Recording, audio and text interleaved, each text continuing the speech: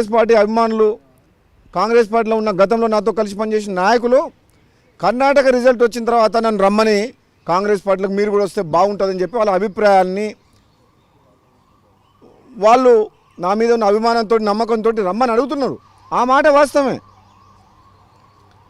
అంత మాత్రాన నేను భారతీయ జనతా పార్టీ నుంచి సడన్గా నిర్ణయం తీసుకొని వెనక్కి వస్తా అని చెప్పేసి ఊహించుకొని సోషల్ మీడియాలో గత 3 రోజులుగా నడుస్తుంది. ఈరోజు ప్రింట్ మీడియాలో ఒక కథనం రాసిండ్రు. పోనీ నేను ఎక్కడైనా ప్రెస్ మీట్ పెట్టి నేను కాంగ్రెస్ పార్టీలో చేరతాను ఎవరితోనో చెప్పినా దానికి ఏమైనా ప్రూఫ్ ఉందా? లేదు. కథనాలు. ఎందుకంటే నా ఎమ్మడున్న క్యాడర్ని కన్ఫ్యూజ్ చేద్దామని మేము బీజేపీ పార్టీని బలోపేతం చేసేందుకు మేము కష్టపడుతుంటే కర్ణాటకలో కాంగ్రెస్ పార్టీ గెలిస్తే తెలంగాణలో గెలవాలని రూల్ ఏముంది? గుజరాత్లో బీజేపీ పార్టీ గెలిచింది స్వీపు, కర్ణాటకలో కాంగ్రెస్ పార్టీ గెలిచింది. మరి గుజరాత్లో బీజేపీ గెలిస్తే కర్ణాటకలో గెలవలేదు కదా. కర్ణాటకలో కాంగ్రెస్ గెలిస్తే తెలంగాణలో గెలవాలని ఏమున్నది? తెలంగాణ ప్రజలు దుబ్బాక, హుజూరాబాద్, జిహెచ్ఎంసీ ఎన్నికల్లో, మునుగోడు ఎన్నికల్లో ఎవరి మీద విశ్వాసం ప్రకటించిండ్రు? కేసీఆర్కు బుద్ధి చెప్పాలంటే, కేసీఆర్ని గద్దె చెప్పాలంటే అది బీజేపీని, మోడీ, అమిత్ షా గారి నాయకత్వంలోనే సాధ్యమవుతుందని చెప్పి క్లియర్గా తీర్పునిచ్చారు మునుగోడులో కూడా. అటువంటప్పుడు కర్ణాటక లేదో కాంగ్రెస్ గెలిచింది, ఇక్కడ కూడా గెలుస్తుందని చెప్పి వీళ్ళు సంబరపడిపోతున్నారంటే వీళ్ళని చూసి మాకు అర్థం కావట్లేదు. కర్ణాటక రాజకీయాలు వేరు. కర్ణాటక వాళ్ళ జాతీయ పార్టీ బీజేపీ మీద, అక్కడ ముఖ్యమంత్రి మీద అసంతృప్తితో ఏదో రాజకీయం జరిగింది. ఇక్కడ ఒక రీజనల్ పార్టీ కేసీఆర్ని టీఆర్ఎస్ పార్టీ నుంచి ఓడించాలంటే ఇక్కడ కేంద్రంలో అధికారం లేకుండా, కాంగ్రెస్ పార్టీ నాయకత్వం లేకుండా, బలమైన నాయకత్వం లేకుండా ఈ రీజనల్ పార్టీని కేసీఆర్ని ఎవరు ఓడించే శక్తి వీళ్ళకున్నదా? వీళ్ళు ఇప్పటికే 4 గుంపులు.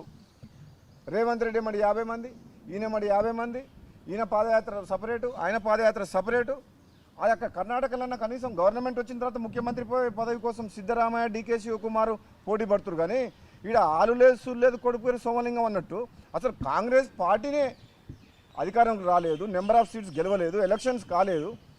ఒకటి రేవంత్ రెడ్డి సీఎం అంటారు, ఒకటి బట్టి విక్రమార్క సీఎం అంటారు, ఒకరు ఉత్తమ్ కుమార్ రెడ్డి సీఎం అంటారు, ఒకరు జానారెడ్డి సీఎం. ఏంది ఇది?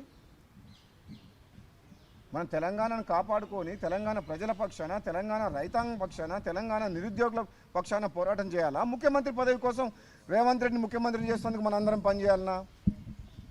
20 ఏళ్ళు కాంగ్రెస్ని తిట్టి తెలుగుదేశం పార్టీలో ఉండి తెలంగాణ ద్రోహి, ఒక గత చరిత్ర లేని వ్యక్తి వచ్చి మా పార్టీలో ప్రెసిడెంట్ డబ్బులు ఇచ్చి డబ్బులు తీసుకొస్తే నేను పార్టీ ప్రెసిడెంట్ ఆయన నాయకత్వంలో పనిచేయాలన్నా?